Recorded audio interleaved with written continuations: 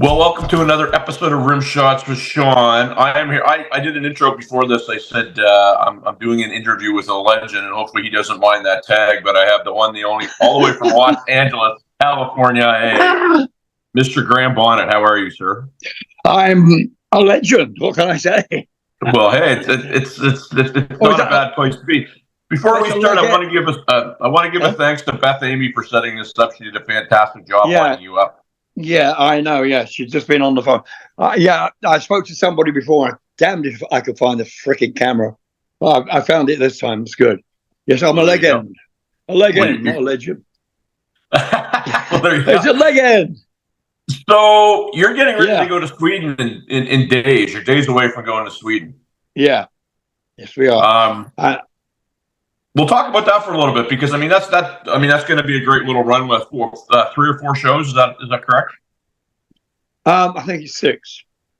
6. Okay, so that's a good run. I think. I'm not sure, but things change every day. We just got a new agent, and she's looking after stuff for us. And we get calls from her like every other day, and you're going to do this now, this, which is good, you know. So it's 6, and it's a few years since I've been there actually. I can't remember how many, but I had a lot of friends over there back in the 1960s when I was a little lad, you know. So it'd be nice to go back. I've been looking forward to this. I'm just getting started playing, really. Well, and to talk about your band that you're going to have over there just before we go any further. Yeah, well, it's Conrad Pastanato is our guitar player. Bethany Heavenstone is the bass player. We just got a new drummer, and his name is Francis. And I can't think of his second name. Begins with C. Yeah, God, I can't think. But yeah, he's been with us for like 3 days. Francis. And Alessandro Bertoni, he is our keyboard player.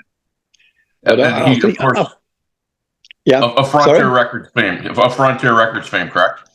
I think so, yeah. Yeah.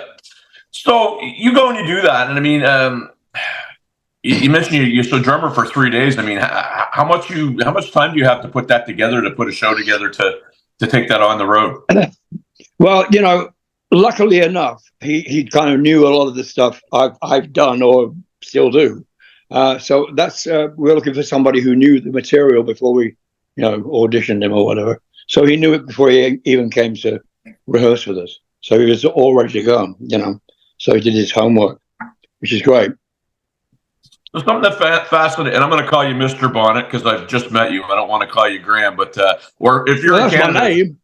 Well, if you're in Canada, it's Bonnet, but Monsieur Bonnet, I know. I've got a son up there. I know. Yeah, when I go to France, I'm Monsieur Bonnet. Monsieur Bonnet. How about you? Right. Yeah. It's I got a son up there. He's not called Bonnet though. Oh, you have a son? Anyway, what part of Canada does he live in? Toronto. Okay, very nice. So we're in Halifax, about as far east as you can go. I don't know if you've been ever here before, but it's very similar to Boston in terms of climate. Oh, yeah. I like Boston.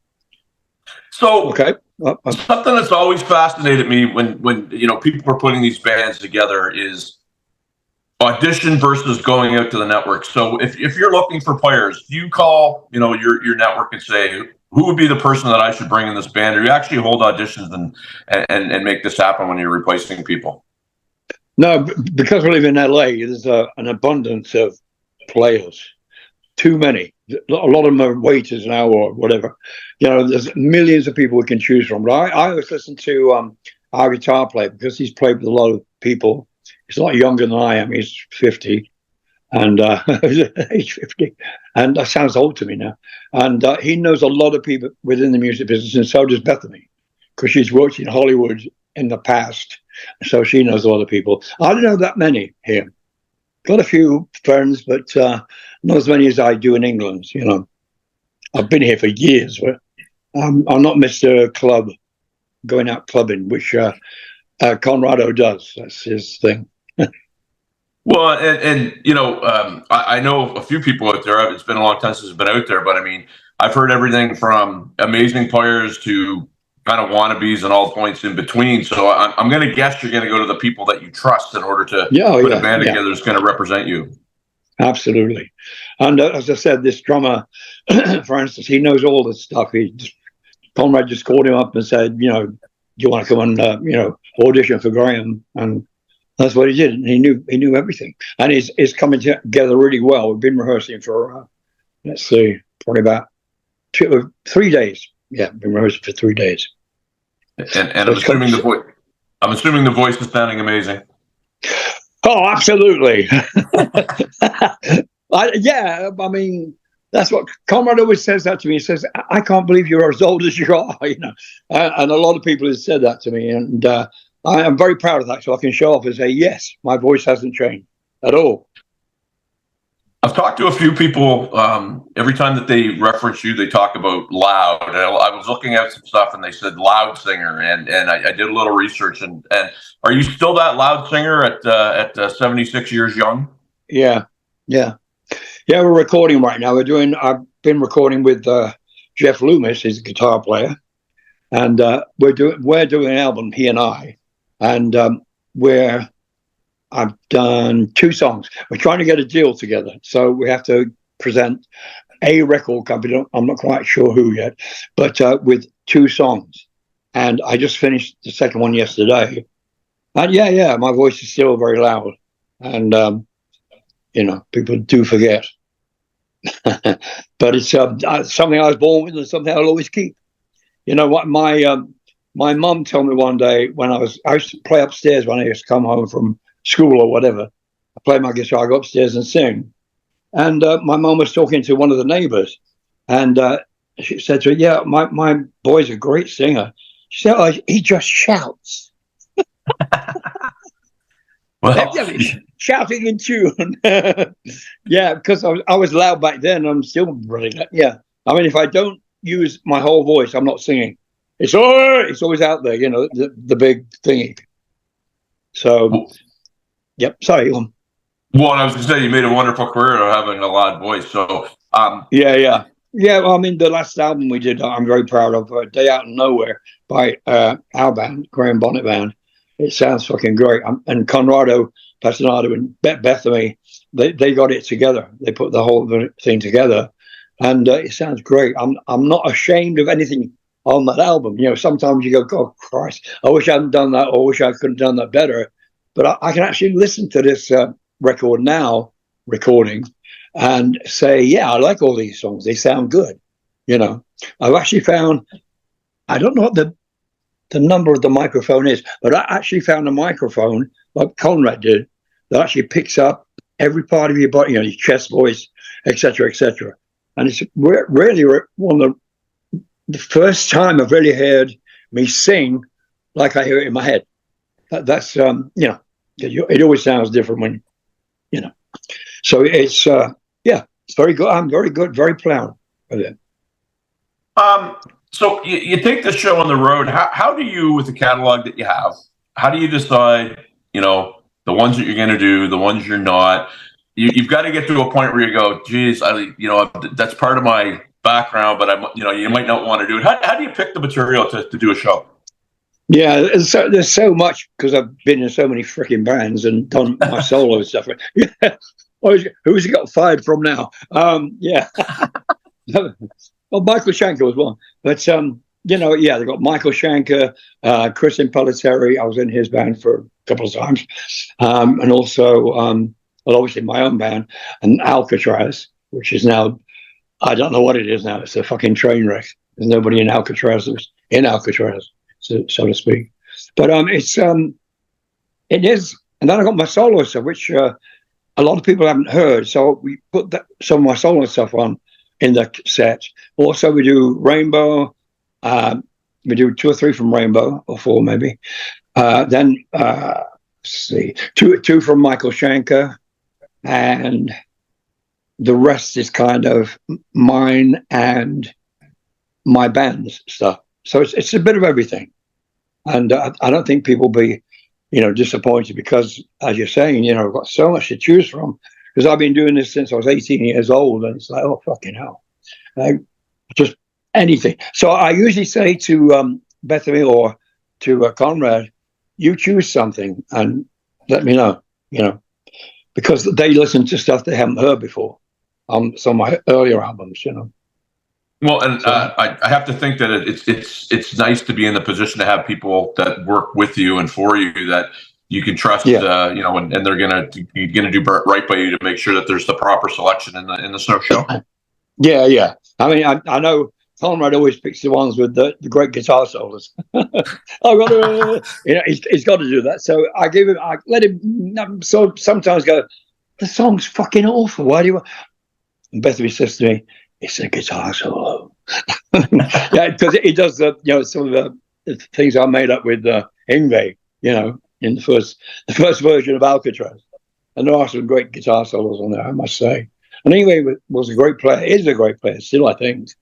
And that inspired the whole band. You know, that's one of the reasons we had a good deal, you know, was because Yngwie was in the band. And I remember Ted Nugent saying, when we were out on the road with him, he says, don't get rid of that guy, you know. But of course, in the end, he had to go because his ego became bigger than his guitar, you know. It was insane. Yeah. Well, it's funny because there's the joke about the LSD lead singer disease, but you could almost say that you had a guitar player disease that you had to deal with because as a singer, you've had some talent, but you've had some egos that you've had to feng shui over the years. Yeah. I mean, I knew he would go, Ringo, Yngwie, and Ringo. I knew that Yngwie would go one day because he was so talented, and when people came to our concerts, he was, you know, pushing his talent in front of me. You know, if I was doing something, singing a verse of a song or something like that, he would stand there and do all this, you know, all this stuff. And he was just hungry to get out of that band. He didn't like any of the guys. He liked me, but he didn't like the guys, the rest of the band. And so he was obviously going to go. And I'm proud of him. It did great, you know. And meanwhile, you know, the band I had then just went down the toilet. Without Yngwie, it was like, oh shit. So what we had to do was find another guitar player, which we did with Steve Vai, you know. Yeah, you landed on your feet for sure. So I said to you before we started, I was going to do my best to not ask you the same question that I had to answer 1,000 times. I'll throw you maybe a little bit of a lob or a tater here, my friend. You've done hundreds of these, thousands of these, right? Because they're necessary even when you're going to go out and play. Yeah. Is there a question that you go, I wish somebody had asked me that and nobody has because I've really wanted to make a point or get a point across and it's never come up? Where do I get my haircut? No, where do you get? Look out, see how long it is now. This tells you how long I've been off the road. It's a measure. That's about 6 inches. That's what she said. Yeah. Oh God, I'm getting all. What was the question again? I lost the thread. Well, if you walked away from one of these interviews and said to yourself, "Geez, I wish somebody had finally asked me this question," and it never comes up. What songs I should have done? Well, just a question that you felt, you know, any interviewer would have said. A question. Yeah. A question. Yeah. I can't think of anything. Damn. I can't think of anything. Frank, right? Let's be frank. I mean, you've obviously been asked 1,000 questions about Rainbow and Richie Blackmore, and 1,000 questions about Yngwie and Alcatraz, and 1,000 questions about Michael Shankner. But has there been anything, I guess, that you've wanted somebody to say, ask Graham Bonnet this question, and they never have? And I mean, obviously you've done 1,000. It might be hard to answer that question, but my whole thing when I was trying to figure out what I was going to talk to you about was there has to be something that nobody's touched upon before. Yeah. That you would have liked to get out there. It's terrible. I can't think of a damn thing.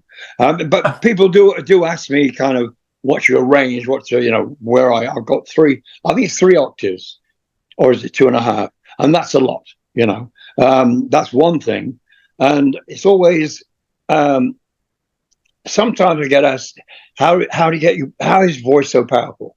And I say that well, these are questions I get asked.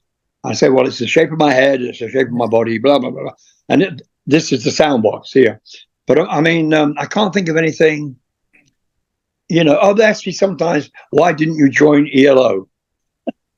That's one thing they don't ask me.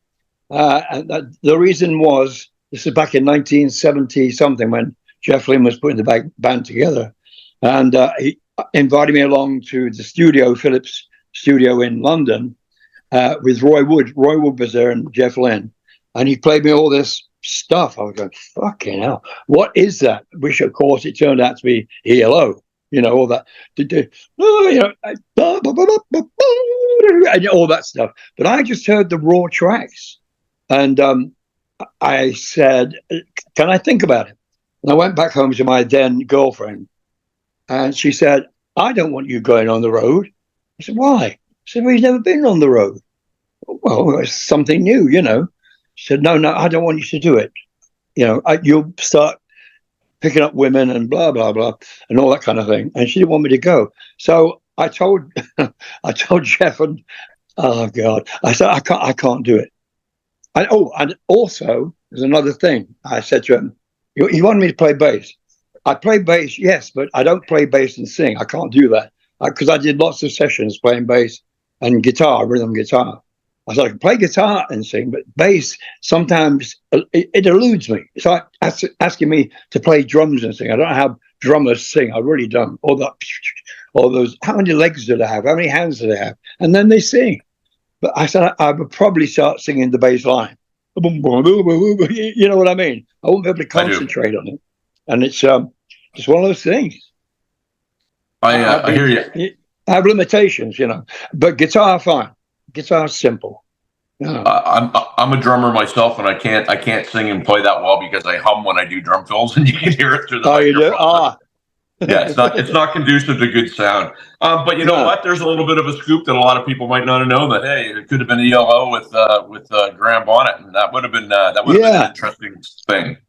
I wonder. I often look back at that, and I spoke to one of the guys from ELO years later, and I said, you know, I was being asked to be the singer in this band, and he said, "You're lucky you didn't." He said, "Jeff just does everything." He said he takes over, which of course he does. It's his freaking band, and he sings everything. And you know, he's the producer. I think he's a great producer, fantastic. So you know, I saw him, Jeff Lynne, God, years ago, probably about 15 years ago or something. And I went up to him and I said, "Do you know, Jeff, I was almost in your band." He said, "I know." That was it. I know.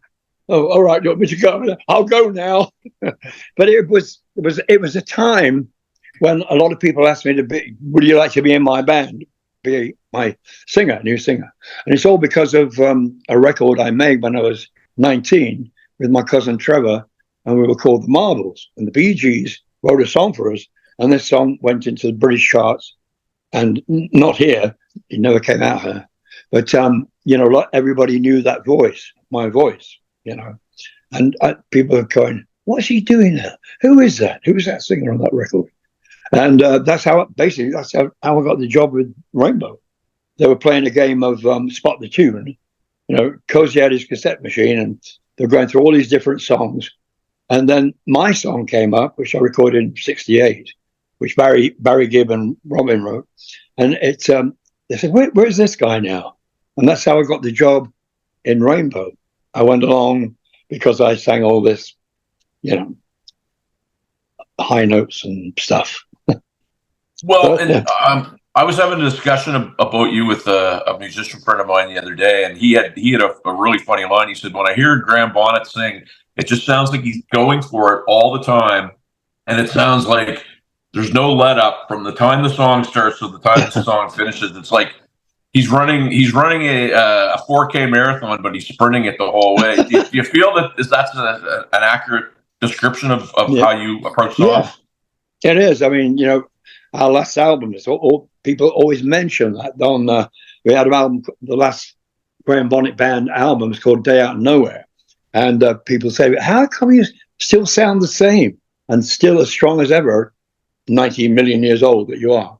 And I said, I've just been lucky, you know. My family were musical, and when I was a kid, I used to copy opera singers on the radio, you know, because there was no Little Richard and all that stuff. That came along a bit later. So all you heard on the radio was like Mario Lanza, who was my favorite singer ever, and Perry Como and, Frank Sinatra. But when I heard Mario Lanza, I would try to go around, and try to sing like him. And my mum and dad thought that was amusing.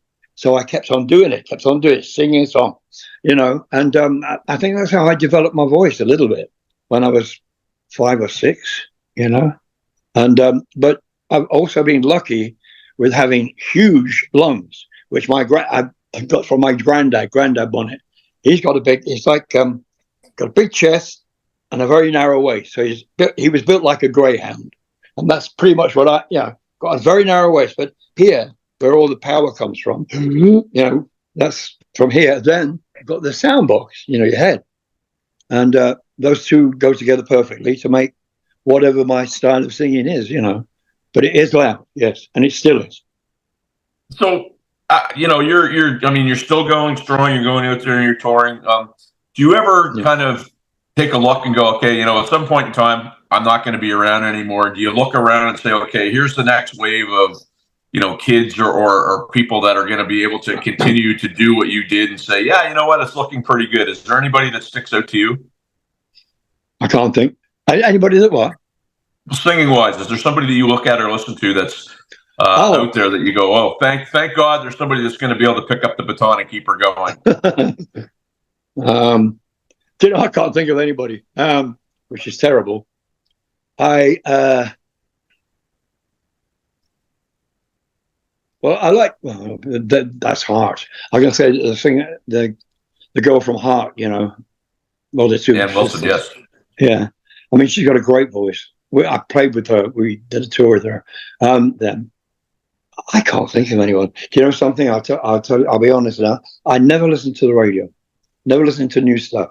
I can't, because if you try to copy that new stuff, you'll fuck up. Because I know that's what Rob did. Rob Halford. He made an album when he left, his band, and it didn't work. He was trying to be all, grungy or whatever the fuck, and it didn't work for him. He should stick to what he knows best, which of course is that, all that, and that's him. It's not whatever, Nirvana, and that's what he tried to do. So I never listen to anything that I might say, oh, I wish I did that. Because I've got my own thing now after all these years. I no need to go, if somebody's coming along that would have the same kind of voice, I don't know. I can't think of anyone. You know what? That's a fair answer, because, every so often I'll hear somebody, I'll go, wow, that's impressive. But, the age of the real powerhouse rock singer, I think there's a gap right now.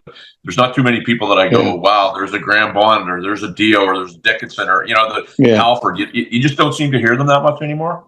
No, and if you do, it's music that's all completely distorted, and it's like Led Zeppelin on drugs or something, or that's not new, but I mean, you know what I mean. It's a bit more distortion, and I can't stand this new stuff. It's old stuff, but new again. It's just recorded in a different way, and there's nothing new. I don't hear any songs I go, wow, what a great melody. When I do listen to the radio, I can't think of anything that really sticks out. And the last time, I'm going back years now. When I heard Queen on the radio, I thought, what the fuck is that? I was just like, whoa, bloody hell. I was blown away by that, because it's completely different from anything. It was a little bit like Yellow, but not quite, But when I heard that, I remember my mum going around singing, Mama just killed a man, my mum singing. So, I knew it was good. But that when I heard them, I thought, well, no one can top this. I haven't heard anyone that's in that kind of, mystical, how do you do it way? How do you do that sound? How does that come out? How did it come out of that little body or whatever? I've never heard anybody that I've been impressed with, unless I watch American Idol, but I don't. Fair enough. I mean, people, yeah. Okay, sorry. No, so I'm actually I'm doing this interview, but I'm playing some shows myself this weekend. There's a keyboard player that I'm playing with this weekend who he's in his early 30s, and every time I go on the road with him for a road trip, he always puts on your Rainbow album. He's a huge fan, No kidding. And he always plays the deep cuts. He never plays the more well-known ones. Yeah.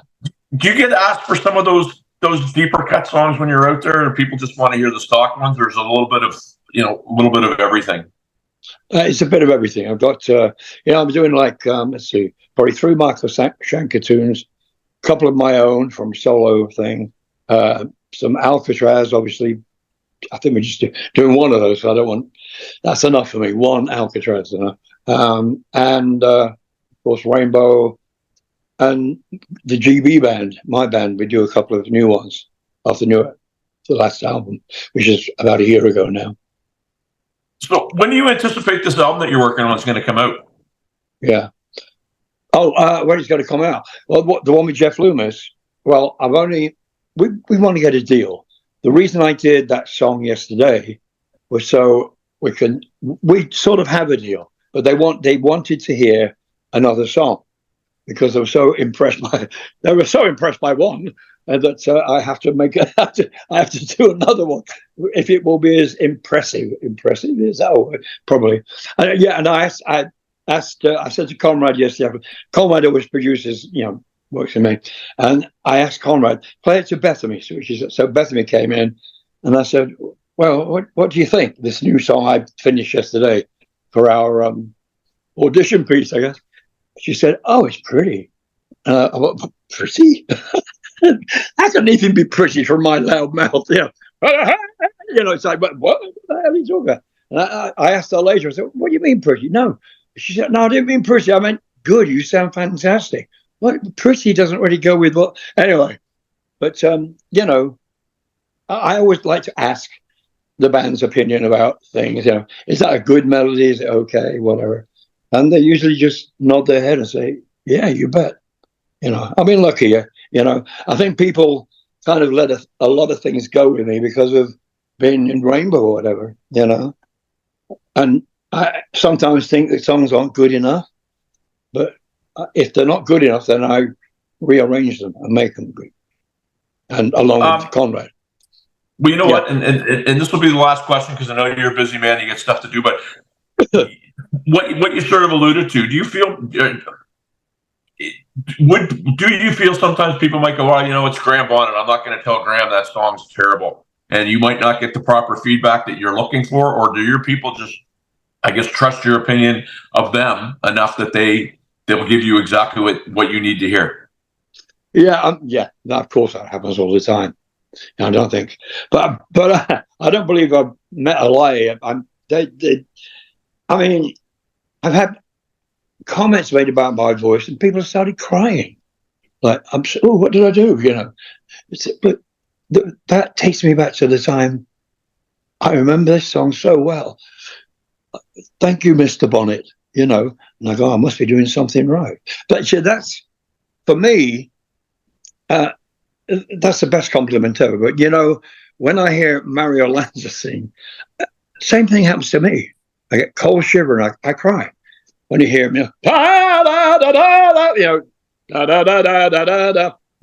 Him singing that stuff. Fucking hell, the power and the emotion he put into it. I hope to have some of that as rubbed off on me from listening to Mario Lanza when I was a kid. And I hope the emotion is there as well as being loud, it's silly to think of, a kid listening to Mario Lanza. It sounds ridiculous. What the fuck is that?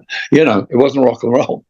But the voice itself, and if you see him in the movies, you can see the passion he had. It's fucking amazing. There's a lot of opera singers, they all sound the same to me.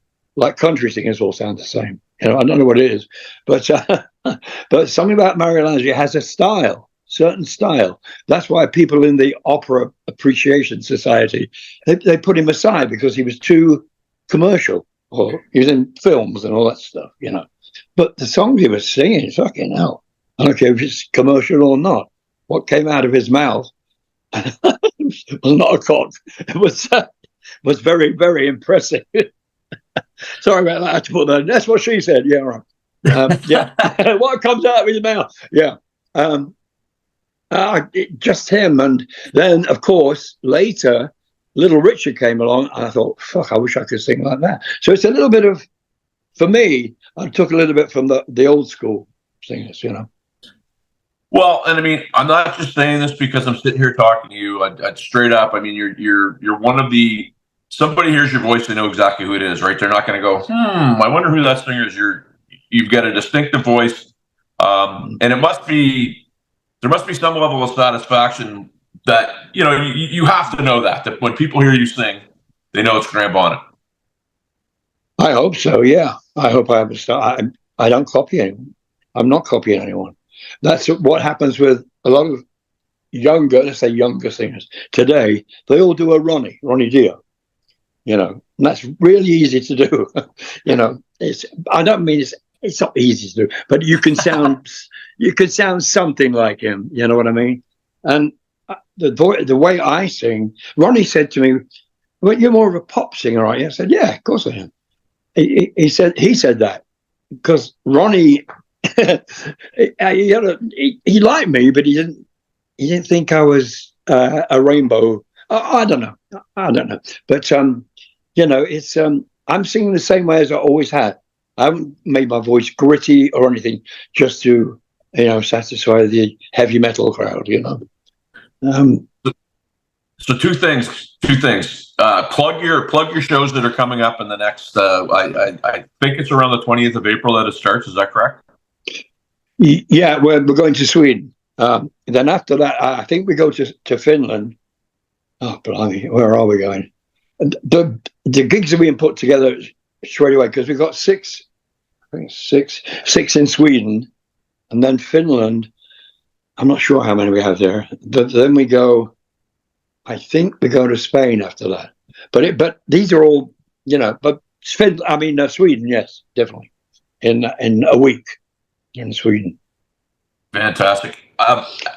One last thing, if I could, and hopefully you don't mind doing this, but the friend of mine that I told you about that I'm playing with this weekend, who's a huge Graham Bonnet fan, would you mind giving a shout out to him? Yeah, what's his name? Leith Fleming Smith. Leith Fleming Smith. Well, so it's Leith or Leith. Yep. Hey, Leith, how are you? This is Graham. Thank you for appreciating my music. I really hope we can keep on going for another 20 years doing what we're doing. We're in the middle of making another album right now, so keep on listening, buddy. Thank you. Appreciate your appreciation. Sir, thank you so much. You are a pro. But, I'm glad I finally met you, and thanks so much to Bethany for if she's there or she's not. I really appreciate it. No, she's not here. She's at the condo right now, cleaning up stuff. Yeah, she's not here in the house. Well, thank you, sir, and you enjoy the rest of your day, and best of luck on that tour. I can't wait to hear how it goes. Thank you. Thanks a lot, man. Thank you. Peace.